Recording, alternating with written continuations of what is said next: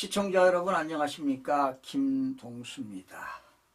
오늘 헌법재판소에서 있었던 일을 여러분들에게 전해드리겠습니다. 여러분, 헌법재판소법 제61조는요 청구 사유가 나옵니다.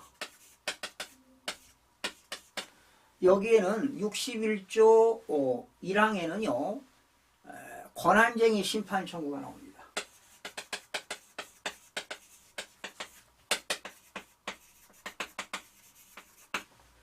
자, 여러분, 이게 무슨 말이냐면요, 권한쟁의 심판 청구라는 것은 국가기관과 국가기관 간에 어떠한 권한을 둘러싸고요 분쟁이 있을 때, 즉 다툼이 있을 때 헌법재판소에서 판단을 구하는 절차가 바로 권한쟁의 심판이 되겠습니다. 여러분, 지난해 12월 26일 날이죠. 지난 2024년 그때 국회에서 헌법재판관 3명을 임명해달라고 국회에서 본회의가 의결이 됐지요. 그 당시에 정계선, 조한창, 마흔혁 이렇게 3사람이 국회에서 의결이 됐습니다. 원래요 국회에서 정당이 추천해가지고 3명 헌법재판관을 임명하도록 되는데, 과거를 보게 되면 여당에서 1명, 야당에서 1명이 추천하고 여야가 협의해서 1명을 추천하도록 되어 있는데, 더불당에서는 2명을 추천하고 국민의힘에서는 1명을 추천하자, 이래서 서로 다툼이 있었던 거예요. 그래서 계속 임명을 못하다가 결과적으로 더불당에서 2명, 국민의힘에서 1명, 이래서 3명을 했는데, 마은혁 후보는 어떤 정치적인 성향이 있다고 해서 임명을 보류했지요. 그래서 지난해 12월 30일 날 최상목 권한대행이 정계선하고 조한창을 그 후보자를 임명하고 마은혁을 임명을 안 했어요. 그러다 보니까 올해 들어서 1월 3일 날 우원식 국회의장이 최상목 권한대행을 상대로 해서 권한쟁의 심판을 청구했습니다. 1월 3일 날.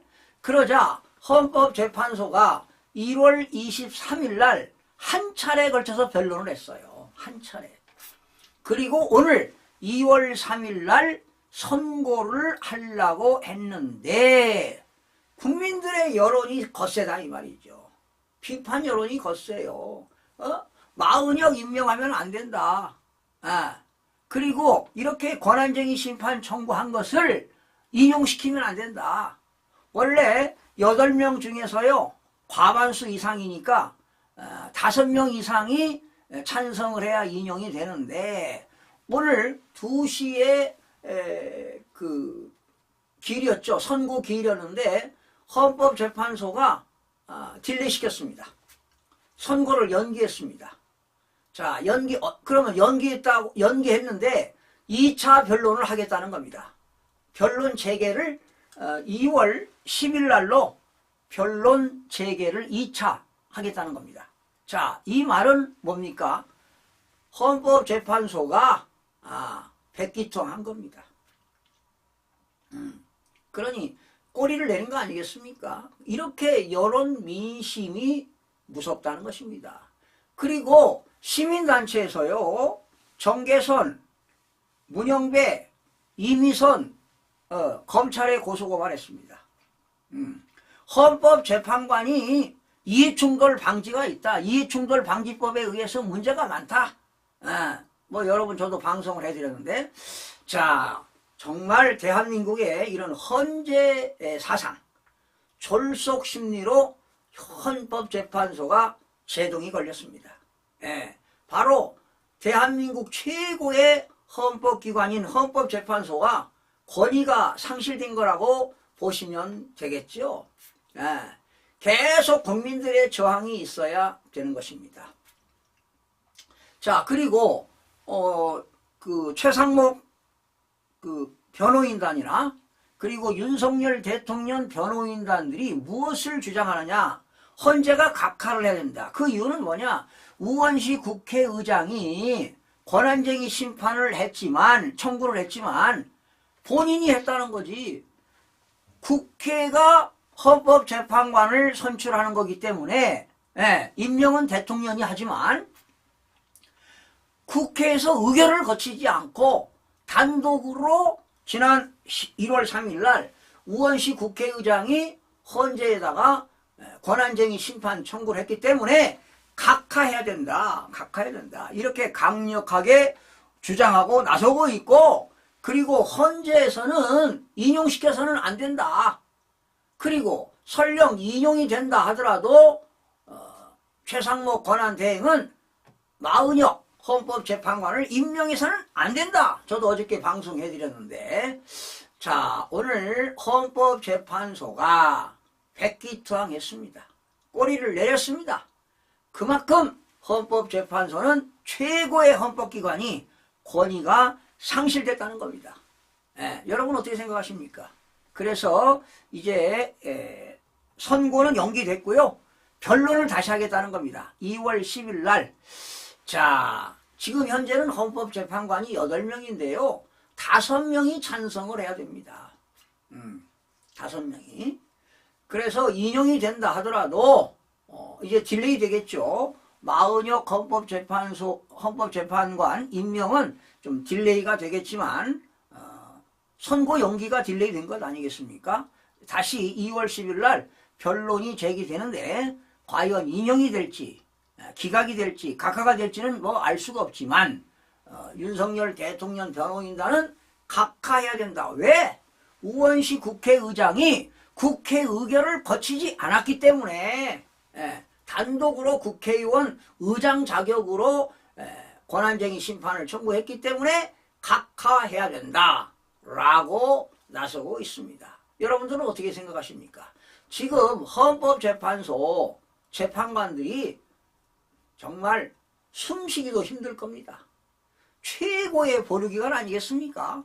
존경 대상이 될 사람들이 국민들로부터 비난을 당하고 있고 비판 대상이 되고 있으니 대한민국이 추락하는 것입니다.